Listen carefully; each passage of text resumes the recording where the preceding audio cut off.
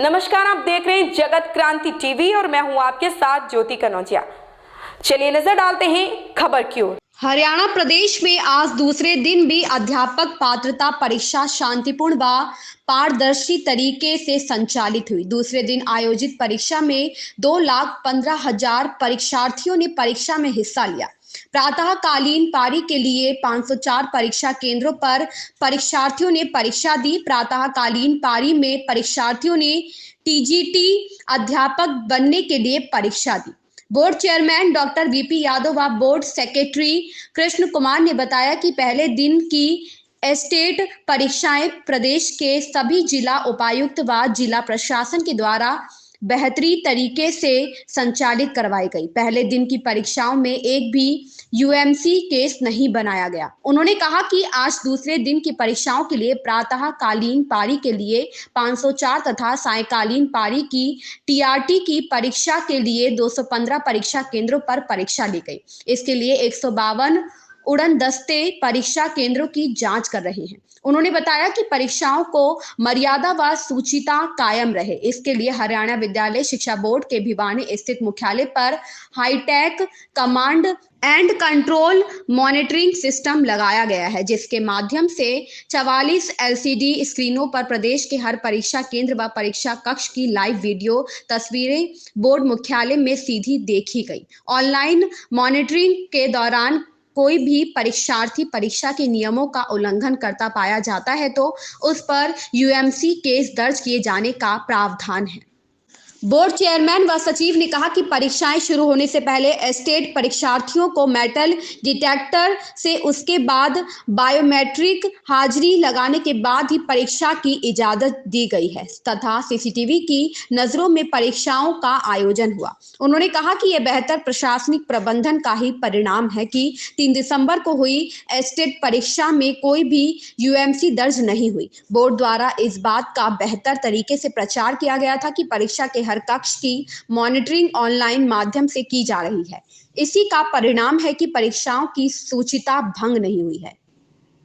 भिवानी से सोमवीर शर्मा की report. Estate की आज की परीक्षा में 2 लेवल और हैं, जिसमें अंदर मॉर्निंग शिफ्ट के अंदर टीजीटी और इवनिंग शिफ्ट के अंदर पीआरटीज परीक्षाएं देंगे। दोनों के कुल मिलाकर 2,10,000 कैंडिडेट्स परीक्षाएं देंगे और प्रातःकालीन जो है मॉर्निंग शिफ्ट के अंदर 504 सेंटर हैं और इवनिंग शिफ्ट में 215 सेंटर हैं। तो इस तरह से आज का परीक्षा का आयोजन इन परीक्षा केंद्रों पर किया जाएगा। हाईटेक तकनीक अभी तक तो हमने किसी तरह से कोई केस नहीं बनाया है, लेकिन अगर किसी ने कैंडिडेट ने आगे पीछे देखता हुआ मिला है तो उसकी क्लिपिंग लेने के बाद उनको बुलाया जाएगा और अगर छानबीन के बाद अगर लगा हमें कि ये केस बनता है तो उस मामले में केस दर्ज किया जाएगा। यानी तकनीक जो है कहीं ना कहीं कारगर लगती है आपको? बहुत कारगर लगती है। पिछले बार हमने 66 केसेस बनाए थे। इस बार इसका हमने खुद प्रचार और प्रसार किया कि सभी कैंडिडेट्स हमारे कैमरा की जद में रहेंगे, ख़ास तौर पे जो हमारा hitech command and control centre है। और शायद ये सभी कैंडिडेट इस बात को समझ लिया और जान लिया और मीडिया के माध्यम से जब बात फैली तो इस बार इस तरह की कोई हमें इंडिसिप्लिन अनियमितता किसी सेंटर में देखने को नहीं मिली। इंडिया न्यूज़ हरियाणा की मार्फत उनसे आपकी क्या अपील रहेगी? यही अपील रहेगी उनसे कि वो सबसे पहले तो अपने एडमिट कार्ड के अंदर दिए सभी दिशा निर्देशों को ध्यानपूर्वक पढ़ लें और उसके बाद वहाँ पर जाके समय पर अपने पहुँचे सेंटर के ऊपर और पूरे अनुशासन बनाते हुए अपनी परीक्षाएं दें।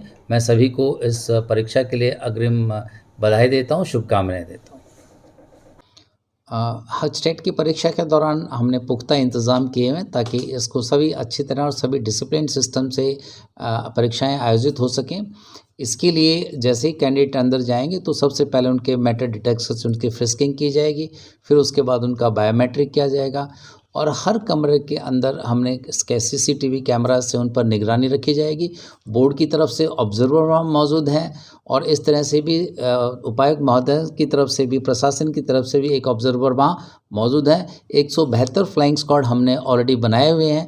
तो एक तरह से हर चप्पे चप्पे पे नज़र होगी, हर एग्जामिनेशन रूम कैंडिडेट पे नज़र होगी। और एक को बता दें कि हर एग्जामिनेशन रूम को, हर सेंटर को हमारे अपने यहाँ पर बोर्ड के अंदर एक hitech command and control centre हमने एस्टेब्लिश किया हुआ है।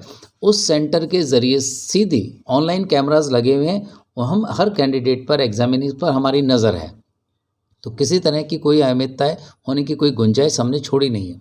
तो टोटल विद्यार्थी कितने हैं और कितने सेंटर में आएंगे? इस बार आज के दिन कुल मिलाकर 2,10,000 के करीब परीक्षार्थी परीक्षाएं देंगे और इसमें टीजीटी और पीआरटी दोनों ही शामिल हैं। प्रातःकालीन सत्र में 504 एग्जामिनेशन सेंटर्स हैं और सायंकालीन में 215 एग्जामिनेशन सेंटर्स हैं।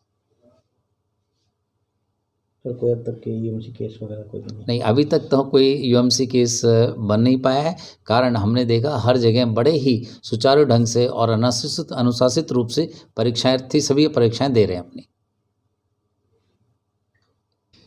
समझ जो प्रशासन है इसका श्रेय मैं उसको देना चाहूँगा कि इसको बहुत ही अच्छी तरह से मैनेज किया गया है। प्रत्येक सेंटर पे हम जैसा कि यहाँ कंट्रोल रूम से देख रहे हैं, हर सेंटर पर पुलिस की व्यवस्था सही तरीके से है और उपायुक्त महोदय के जो प्रतिनिधि है वो भी प्रत्येक सेंटर पर मौजूद है। साथ ही प्रत्येक डिस्ट्रिक्ट में उपायुक्त महोदय द्वारा एक नोडल ऑफिसर की नियुक्ति की गई है जो कि पूरे समय इस कार्य में लगा हुआ है और बार बार हमारे से भी आपस में भी फ़ोन पर इंटरेक्शन हो रहे हैं। तो बहुत ही अच्छी तरह से व्यवस्था की गई है। प्रशासन इसके लिए बधाई का पात्र है। हम उनके आभारी हैं कि उनके सहयोग से, उनके प्रयास से, उनके परिश्रम से ये जो एस्टेट की परीक्षाएं हैं बहुत ही अच्छे ढंग से, सुव्यवस्थित रूप से और पारदर्शिता से फेयरली हम आयोजित करवा पा रहे हैं। धन्यवाद जी। कहना चाहोगे होम डिस्ट्रिक्ट में पेपर हो रहा है सरकार का? यस सर जी, मेरा नाम निकिता है और मैं जैसे मैं भिवानी से हूँ, तो होम डिस्ट्रिक्ट में पेपर हो रहा है तो इतनी दिक्कत नहीं हो रही कि हम मतलब ट्रैवलिंग भी जैसे खुद के व्हीकल से भी आ सकते हैं। कहीं दूर हो तो हमें थोड़ा टाइम से सुबह उठ के जल्दी जाना पड़ता, ठंड है, परेशान हो जाते। तो मैं तो चाहूँगी कि सरकार सभी बच्चों के पेपर आगे भी होम डिस्ट्रिक्ट में ही दे, ताकि जिससे बच्चों को आने जाने वाली दिक्कत ना हो और वो टाइम से पेपर में पहुँच पाए। क्या नाम भाई? मेरा नाम अनुपम है और मेरा आज लेवल 2 टीजीटी साइंस का पेपर है और मेरा एग्जाम सेंटर होम डिस्ट्रिक्ट में ही है। सरकार का ये बहुत अच्छा कदम है और बाकी सभी का भी सेंटर होम डिस्ट्रिक्ट में ही आना चाहिए। इस खबर में बस इतना ही। बने रहें जगत क्रांति टीवी के साथ।